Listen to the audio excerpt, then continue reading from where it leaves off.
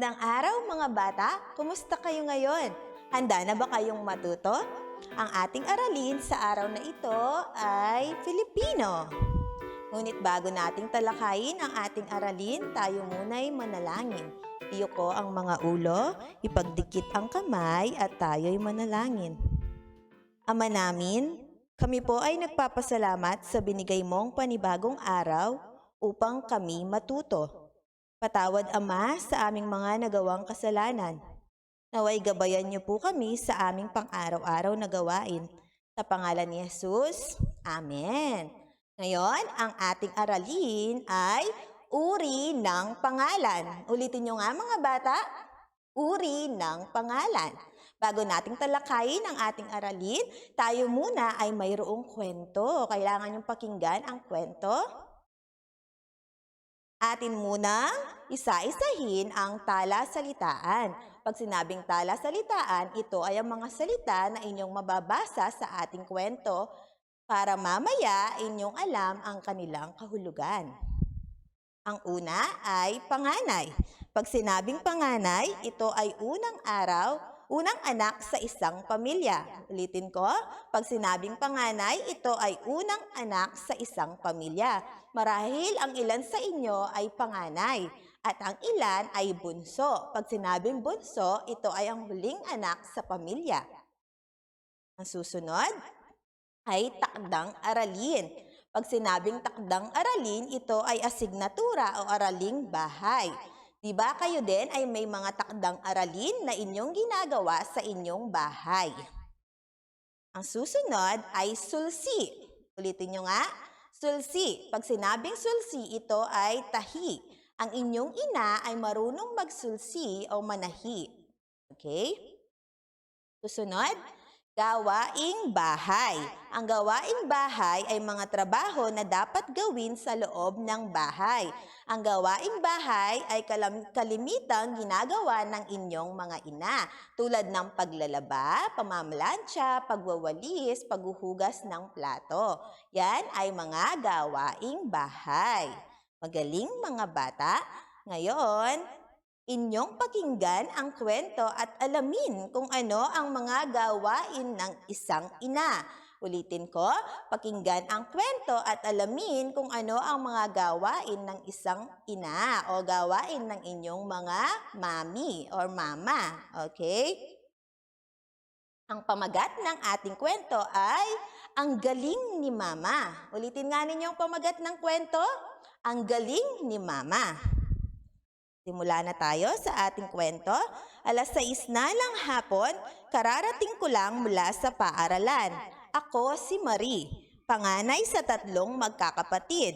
Ulitin ko, 6:00 na ng hapon, kararating ko lang mula sa paaralan. Pag sinabing paaralan, school. Ako si Marie, panganay sa 3 magkakapatid. Di ba alam na ninyo ang ibig sabihin ng panganay? Ito ay ang unang anak sa pamilya. O si Marie ay ang panganay.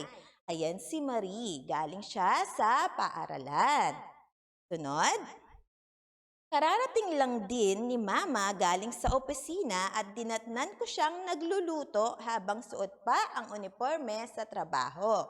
O kararating lang din ng kanyang mama at ito ay nagluluto agad. Hindi pa siya nagbihis. Siya pa ay naka-uniforme. Ayan ang kanyang mama. Sunod. Kailangan din kasing mamasukan ni Mama para tumulong kay Papa sa mga gastusin ng pamilya. Umakyat muna ako sandali para magpalit ng damit. Bakit nagtatrabaho ang mama ni Marie? Para matulungan ang kanyang papa sa mga gastusin sa bahay or sa kanilang pamilya. Ayan, si Marie, nagpalit muna siya ng damit. Pinati ko ang kapatid kong si Gina na gumagawa ng takdang aralin, habang ang bunso namin na si Rafael ay natutulog pa. Ginising ko na din siya para maghanda na sa hapunan mamaya. Anong pangalan ng kapatid ni Marie? Ang babae ay si Gina at ang kanilang bunso ay si Rafael. Ayan si Gina. Siya ay gumagawa ng takdang aralin o ang inyong mga asignatura na kailangan niyong sagutan sa bahay. Bumaba ako para magain. Napansin kong wala si Mama sa kusina. Yun pala ay pumunta siya sa likod bahay para isalang sa washing machine ang mga maruruming damit. Ayan ang kanyang ina. Isinalang ang mga maruruming damit sa washing machine kasi ang kanyang mama ay maglalaba. Maya-maya'y tinulungan ko siyang magsampay. Ang mga tuyong damit naman ay isa-isa naming tiniklop. Ayan, si Marie at ang kanyang ina, sila ay nagsampay ng damit para matuyo ang nilabhan ni Mama. Kayo ba, marunong kayong tumulong kay Mama? O kailangan niyong tulungan si Mama, ha, mga bata? Dumating na rin si Papa. Tamang-tama at nakasabay siya sa hapunan. Pagkatapos naming kumain ay tumulong si Papa na maghugas ng mga pinagkainan. O tingnan nyo, si Papa ang naghugas ng mga pinagkainan para matulungan naman si Mama sa mga gawaing bahay. Alam ko yung inyong mga papa ay tinutulungan din ang inyong mga mama sa gawaing bahay. Sunod, maya-maya ay nagplantsa naman ng mga damit si Mama para sa isusuot naming uniforme kinabukasan. Nakita niya na may butas pala ang t-shirt ni Rafael, kaya agad niya itong sinulsihan. Ayan si Mama, namlansya pa siya pagkatapos maglaba. Kasi kailangan dahil mag-uniforme ang mga bata kinabukasan, papasok sila sa paaralan, pati na rin si Mama sa opisina. At dahil may butas ang t-shirt ni Rafael, ayan si Mama, sinusulsihan ang damit o tinatahi. Umakyat na kaming lahat sa itaas para magpahinga, ngunit hindi pa sumunod si Mama. Nagwawalis pa pala siya at nagdidilig ng mga halaman sa labas. Ayan si Mama, nagdidilig ng halaman sa labas. Napakasipag ni Mama. Ang galing ni Mama, sabi ko sa sarili ko. Paano kaya niya nakakaya lahat ng gawaing bahay?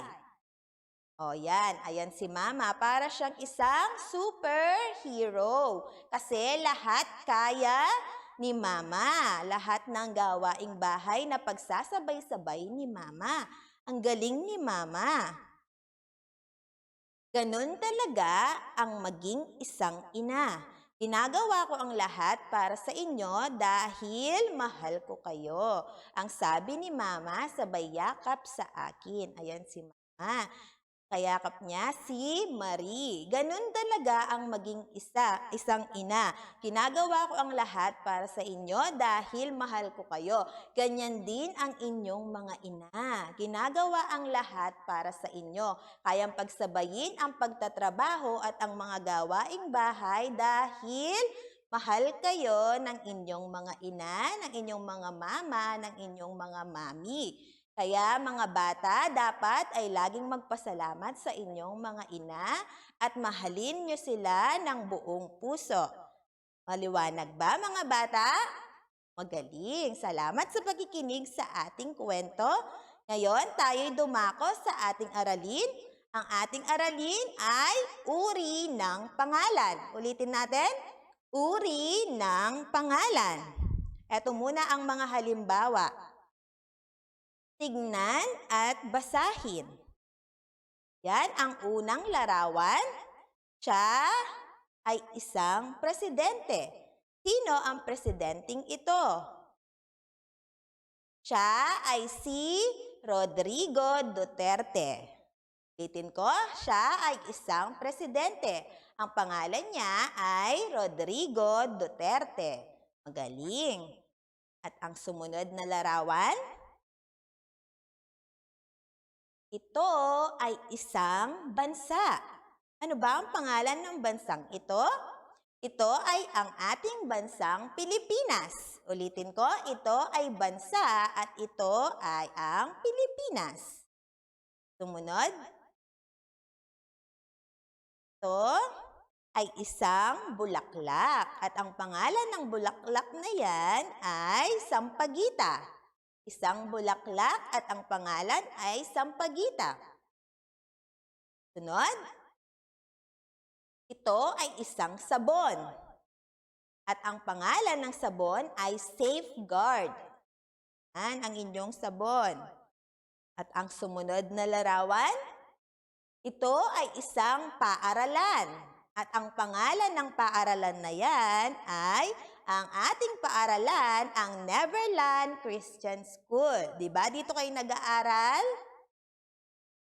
At ang sunod, yan ay isang gatas. At ang pangalan ng gatas na yan ay Alaska. Yan. At ngayon, ang pangalan ay may dalawang uri. Ito ay ang mga sumusunod. Ano kaya ang dalawang uri ng pangalan? Ito ay ang Pambalana. Ulitin nyo nga. Pambalana. At ang Pantangi. Pantangi. Yan ang dalawang uri ng pangalan. Ano ba ang pinagkaiba ng Pambalana at ng Pantangi? Ating talakayin. Ang una ay ang Pambalana. Ulitin nyo nga. Pambalana. Pag sinabing Pambalana, ito ay ditiyak na ngalan ng tao, bagay, hayop, lugar o pangyayari. Ibig sabihin ng ditiyak, di sigurado. Katulad kanina sa mga halimbawa, pag sinabing paaralan, hindi mo tiyak kung anong paaralan ba ang tinutukoy. Kaya ito ay isang Pambalana. Diba? Pag sinabing paaralan, maraming paaralan. Ngayon, katulad kanina, presidente. Pag sinabing presidente, maraming presidente. Hindi tiyak kung sino ang tinutukoy na presidente. Kaya ito ay Pambalana. Uulitin ko, pag di tiyak na ngalan ng tao, bagay, hayop, lugar o pangyayari, ito ay tinatawag na Pambalana. Ngayon, ang Pantangi. Ano ba ang Pantangi? Ang Pantangi ay tiyak na ngalan ng tao, bagay, hayop, lugar o pangyayari. Nagsisimula ito sa malaking titik. Iyon ang inyong kailangan tandaan mga bata. Pag sinabing Pantangi, ito ay nagsisimula sa malaking titik. At ito ay tiyak na ngalan ng tao, bagay, hayop, lugar o pangyayari. Pag sinabing tiyak, ito ay sigurado. Ito ay ang isang taong inyong tinutukoy. Pag sinabing Rodrigo Duterte, kilala niyo ba si Rodrigo Duterte? Oo, siya ang ating presidente. Pag sinabing Neverland Christian School, alam niyo ba ang Neverland Christian School? Oo, ito ang ating paaralan kung saan kayo nag-aaral. Kaya sila ay tiyak na ngalan. Okay? Ito pa ang hibang halimbawa. Yan. Ang unang table ay ang tao at ang Pambalana at ang Pantangi. O, pag isa-isayin natin sila, no? Manlalaro ng basketball. O, pag sinabing manlalaro ng basketball, hindi ka sigurado o di tiyak na ngalan kung sino ang tinutukoy. Pero pag sinabing James Yap, ito ay Pantangi dahil ito ay tiyak na ngalan ng manlalaro ng basketball. Maliwanag mga bata? Ang sunod ay doktor. Bakit ba ang doktor ay Pambalana? Dahil ito ay di tiyak na ngalan ng tao. Pag sinabing doktor, maraming doktor. Hindi mo alam kung sinong doktor ba ang tinutukoy. Pero pag sinabing Dr. Randy Ramirez, ito ay Pantangi. Dahil nag-iisa lang si Dr. Randy Ramirez. At tingnan nyo ang pangalan ni Dr. Randy Ramirez. Ito ay nagsisimula sa malaking titik. At ang huli ay guro. O, pag sinabing guro, di ba maraming guro? Katulad ko, isa din akong guro. Pero pag sinabing Ginang Arnaiz, ito ay Pantangi dahil nag-iisa lang si Ginang Arnaiz at siya ang tinutukoy. Kaya siya ay Pantangi at ito ay nagsisimula sa malaking titik. Okay? Ito ang inyong tatandaan. Pantangi, nagsisimula sa malaking titik at ito ay tiyak na ngalan. Pambala na, maliit na titik at ito ay di tiyak na ngalan. Sunod, bagay. Ito naman ang kanilang pambala na. Pag sinabing lapis, maraming lapis, ito ay di tiyak na ngalan. Ito ay pambala na.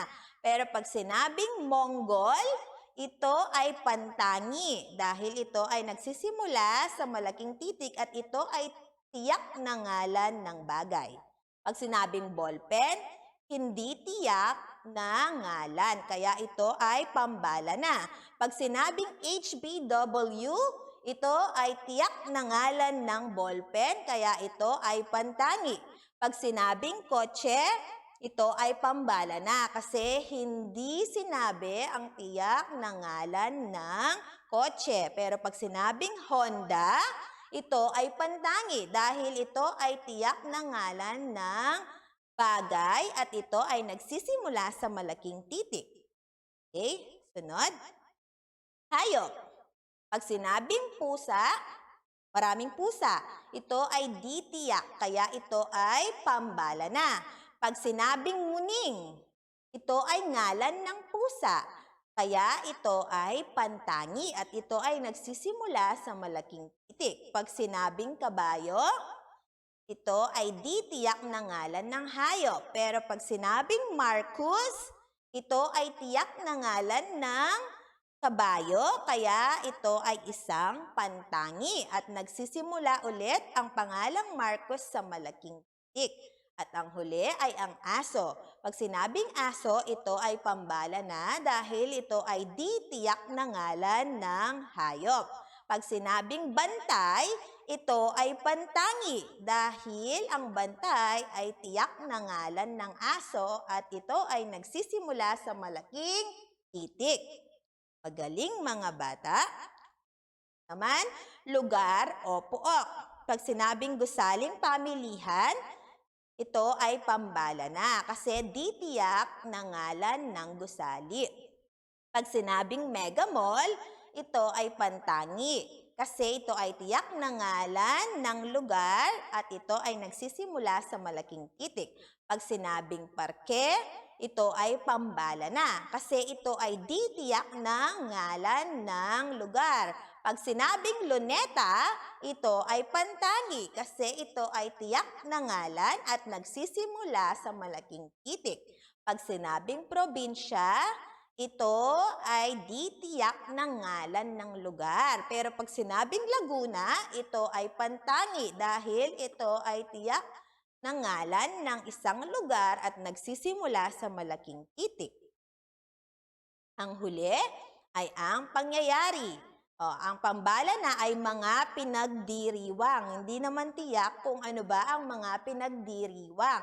Pero pag sinabing Pasko, bagong taon, araw ng kalayaan, ito ay mga tiyak na pangyayari. Kaya ang tawag sa kanila ay pantangi at lahat sila ay nagsisimula sa malaking titik. Natatandaan po ba ang mga pinag-aralan natin, mga bata? Magaling! Ngayon, meron tayong pagsasanay. Okay, may papakita akong pangalan at inyong tutukuyin kung ito ba ay pambala na o pantangi.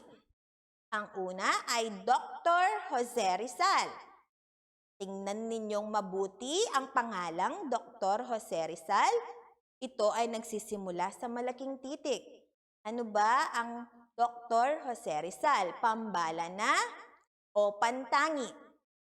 Magaling! Ito ay isang pantangi dahil ito ay tiyak na ngalan ng isang bayani. At ito ay nagsisimula sa malaking titik. Isa pa, batang babae. Ayan, tingnan ang salitang batang babae. Ito ba ay pambala na o ito ay pantangi? Magaling, yan ay pambala na. Kasi pag sinabing batang babae, di tiyak kung sinong batang babae ba ang kanilang tinutukoy. At ang sunod, Goldilocks. Alam nyo yan. Ito ba ay pambala na o pantangi? Tignang mabuti ang ngalang Goldilocks. Pagaling, yan ay pantangi. Pag sinabing Goldilocks, yan ay ngalan ng isang cake.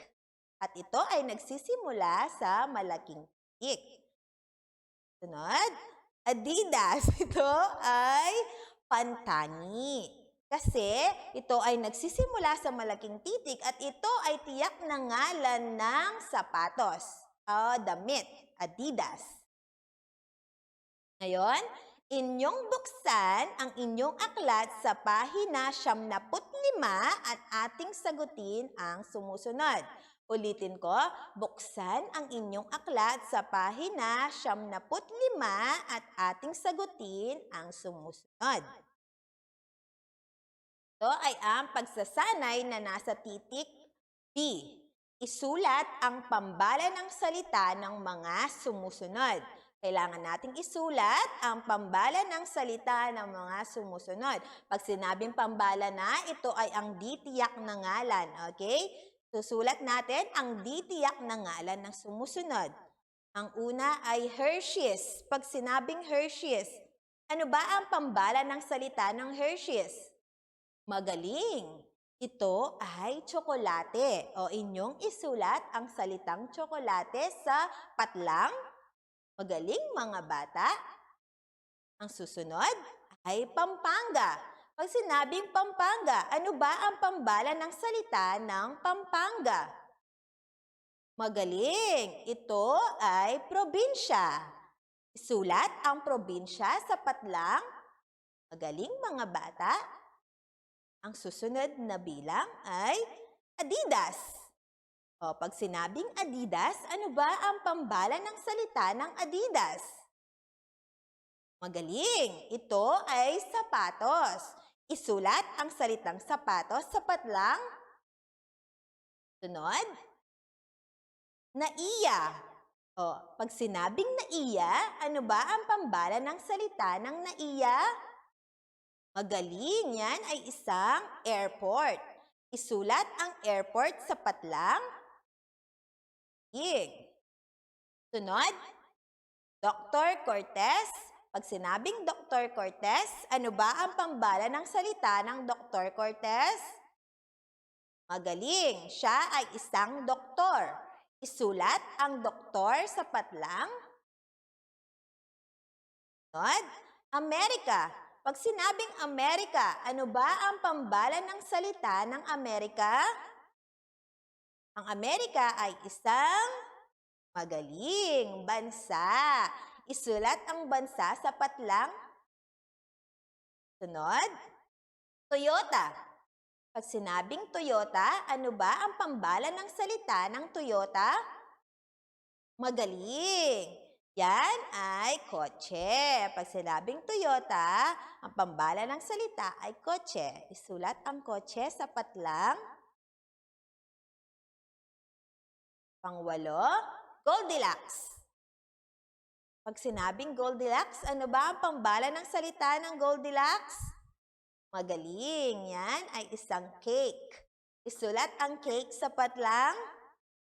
Sunod, Jose Rizal. Pag sinabing Jose Rizal, ano ang pambala ng salita ng Jose Rizal? Bayani. Very good. Isulat ang bayani sa patlang. At 10 ang huling bilang, Ateneo. Pag sinabing Ateneo, ano ba ang pambala ng salita ng Ateneo? Magaling. Ito ay isang paaralan. Galing mga bata, isulat ang paaralan sa patlang. Ito naman ang inyong pagsasanay sa titik C. Ating sagutin ang pagsasanay sa titik C, pilugan ang mga pangalan sa bawat pangungusap. Isulat sa patlang kung ito'y pantangi o pambala na. Ulitin ko kung ano ang gagawin mga bata. Bilugan ang mga pangalan sa bawat pangungusap. Isulat sa patlang kung ito'y pantangi o pambala na. Ang una ay pumunta kami sa Antipolo. Pumunta kami sa Antipolo. Ano ba dyan ang pangalan?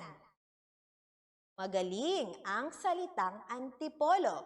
Ngayon, ano ba ang Antipolo? Ito ba ay pantangi o pambala na? Magaling. Ito ay pantangi dahil ito ay nagsisimula sa malaking titik. Magaling mga bata. Sunod. Dalawa, dumating ang ate ko. Ulitin ko, dumating ang ate ko. Ano ba ang pangalan sa pangungusap? Magaling. Ito ay ang salitang ate. Ngayon, tignan nyo ang salitang ate. Ano ba yan? Ito ay pantangi o pambala na? Magaling. Ito ay pambala na. Dahil ito ay nagsisimula sa maliit na titik at hindi naman sinabi kung sinong ate ang tinutukoy ng nagsasalita. Pangatlo, bumili sila ng pagkain. Bumili sila ng pagkain. Ano ba ang pangalan sa pangungusap? Magaling. Ito ay ang salitang pagkain. Tingnan mabuti ang pagkain. Ito ba ay pantangi o pambala na?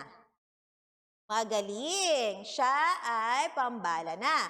Dahil ito ay nagsisimula sa maliit na titik at di tiyak na ngalan ng bagay. Di naman sinabi kung anong pagkain ang tinutukoy. Sunod, ikaapat, masarap ang prutas. Ulitin ko, masarap ang prutas. Ano ba ang pangalan sa pangungusap? Prutas. Magaling mga bata.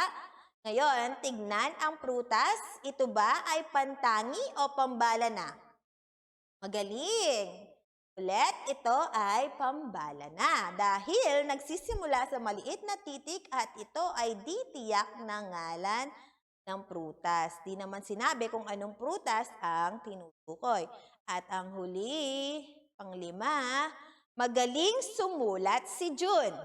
Ulitin ko, magaling sumulat si June. Alin ba ang pangalan sa ating pangungusap? Magaling. June. Tingnan ang salitang June. Ano ba ang June? Pantangi o pambala na? Magaling. Ito ay pantangi. Dahil ang June ay ngalan ng tao at nagsisimula sa malaking titik. Magaling mga bata, naway natuto kayo sa ating aralin. Para sa inyong takdang aralin, sagutin ang pahina 88 to 90 sa kwento o 88 hanggang 90 sa kwento at pahina 75 titik A dahil nasagutan na natin ang titik B at titik C sa aklat sa Pilipino. Magaling mga bata! Salamat sa inyong pakikinig. Hanggang sa muli. Paalam!